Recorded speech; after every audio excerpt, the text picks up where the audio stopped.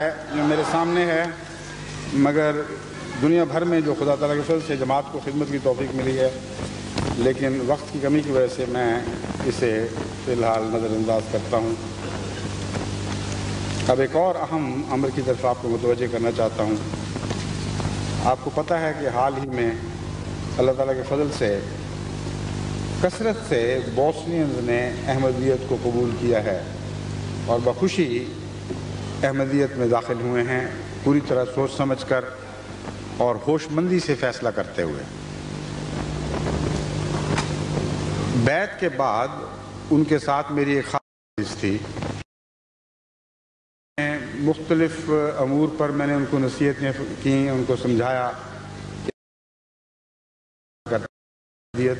کس طرح فیض پہنچائے گی۔ اس مجلس کی آخر پر ایک ایسے بوسنین دوست جو لیڈر نما تھے اور بڑی مضبوط شخصیت رکھتے تھے، جو احمدی نہیں تھے، وہ اس وقت اٹھ کھڑے ہوئے جبکہ تمام بوسنین صف بندی کر کے مجھ سے مصافحے کا انتظار کر رہے تھے کہ سب مجھ سے ملیں، اور انہوں نے بڑے جوش سے یہ کہا کہ آپ نے یک طرفہ باتیں تو کر لی ہیں اور مجھے بات کا موقع نہیں دیا، میں کچھ اور باتیں کہنا چاہتا ہوں۔ بوسنیز نے اس بات کو پسند نہیں کیا، لیکن میں نے ان کو سمجھایا، میں نے کہا نہیں، میں میدان سے بھاگنے والا نہیں ہوں، یہ الزام نہ لگ جائے کہ یک طرفہ باتیں کہہ کر بھاگ گیا۔ مجھے کسی واقف احمدی نے بتایا کہ بہت سخت باتیں کرے گا اور مخالفانہ باتیں کرے گا اور اثر مٹائے گا۔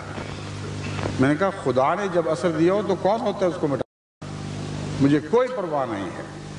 میں نے کہا ایک مائکروفون تم سنبھالو، ایک میں سنبھالتا ہوں، اور جو باتیں کرنی ہیں کر لو۔ چنانچہ جب اس نے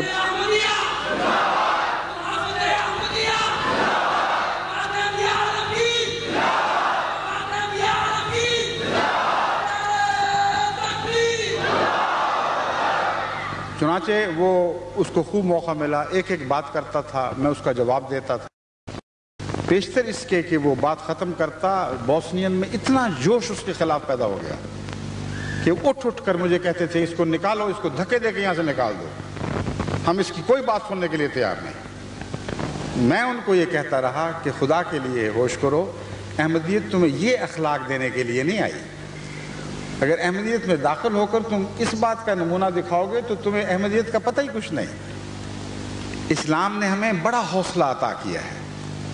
بڑا جگر بخشا ہے، ہم اپنے دشمن کو سامنے بٹھا کر اس سے گالیاں سن سکتے ہیں، اس لیے مجھے کوئی تکلیف نہیں ہے۔ میں ان کے جواب دے رہا ہوں، آپ لوگ سمجھ رہے ہیں، اس لیے آپ ہوش سے اس کی بات سنیں۔ چنانچہ انہوں نے فوراً صبر کا مظاہرہ کیا اور خاموش ہو کر بیٹھے اور کہا ٹھیک ہے تم بولتے جاؤ، جو کچھ کہنے کہو۔ جب ساری باتیں ختم ہوئیں تو اس نے آخر پر کہا کہ آپ تو یہ کہتے ہیں نا کہ آپ نے خدمت خلق کی ہے، بڑی بوسنین کی اتنی خدمت کی ہے، تو کیا آپ ان کے ایمان خرید رہے ہیں؟ کیا خدمت کا یہ نتیجہ ہے کہ آپ ان کو احمدی بنائیں؟ میں نے ان سے کہا کہ تمہیں پتہ ہی نہیں، ہم تو ساری دنیا میں ہر ایک کی خدمت کر رہے ہیں، بوسنیا میں وہاں بھی خدمت کر رہے ہیں جن کو کوئی پتہ ہی نہیں کہ احمدیت چیز کیا ہے،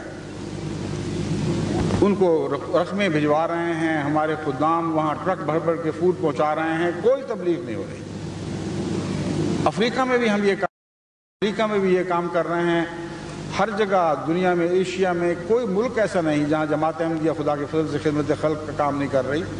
اور مذہب کا اختلاف اس راہ میں حائل نہیں ہے۔ چنانچہ آخر پر میں نے اس سے کہا کہ جہاں تک میری ذات کا تعلق ہے، مجھے اسلام نے جو سکھایا ہے میں اس کا مظاہرہ یوں کرتا ہوں کہ یہ لوگ جو اس وقت سے انتظار کر رہے ہیں مصافحے کا، ان سے پہلے میں تمہیں جو ہمیں گالیاں دینے کے لیے یہاں آئے تھے، مصافحے کا موقع بھی دوں گا اور سینے سے بھی لگاؤں گا۔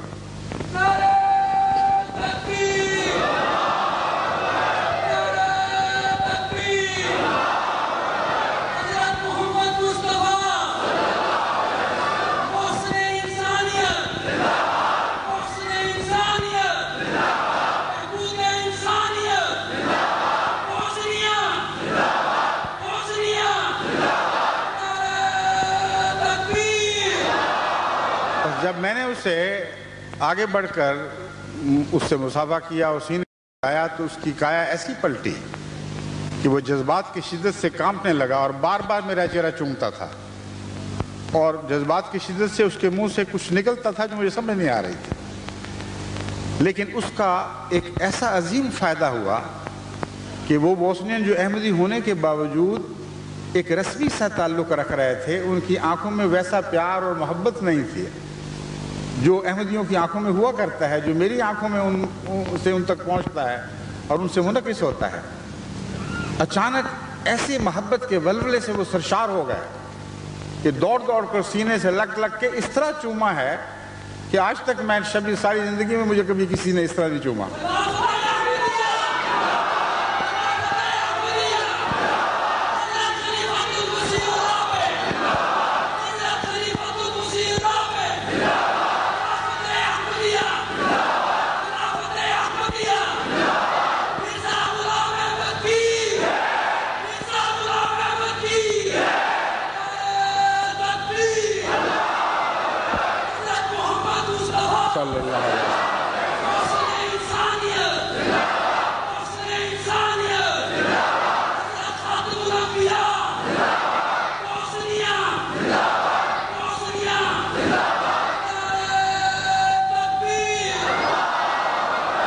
یہ بات سمجھانی چاہتا ہوں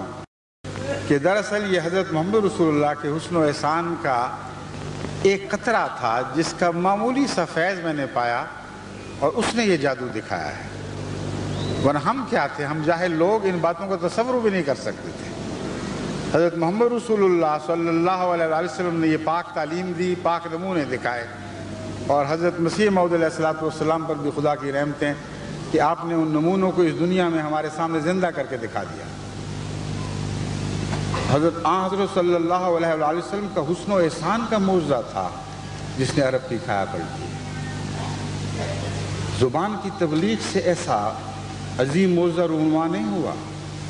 آپ کے حسن خلق کا معجزہ تھا جس نے عرب کی کھایا پلٹ کے رکھ دیا۔ ایک عورت کے متعلق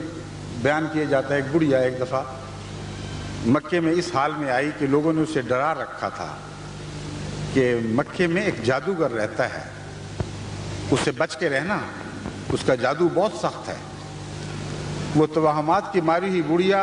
احتیاط کے ساتھ گلی گلی سے اس طرح گزر رہی تھی کہ جہاں جانا تھا اس کا راستہ بھی پوچھتی تھی، مگر یہ کہہ کر پوچھتی تھی کہ اس راستے پر کہیں محمد تو نہیں چلتا، میں اس سے بچ کے گزرنا چاہتی ہوں، کیونکہ میں نے سنا ہے کہ وہ بڑا سخت جادوگر ہے اور میں اس کے جادو سے ڈرتی ہوں، میں نہیں چاہتی کہ اس کا سایہ مجھ پر پڑے۔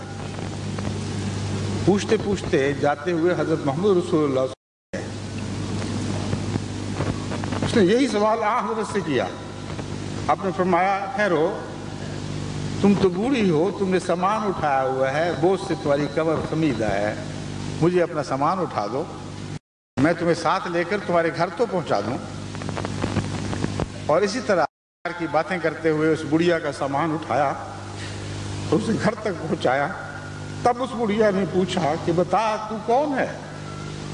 آپ نے کہا میں وہی محمد ہوں جس سے تو ڈرتی تھی،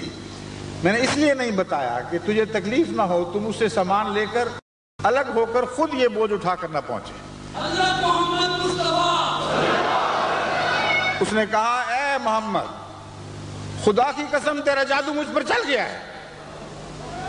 میں تیرے دین میں داخل ہوتی ہوں، اپنا ہاتھ بڑھا اور میری بیعت لے۔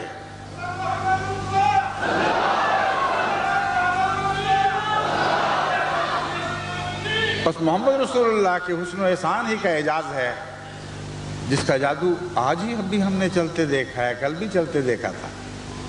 اور کل بھی یہ چلے گا۔ اس حسن و احسان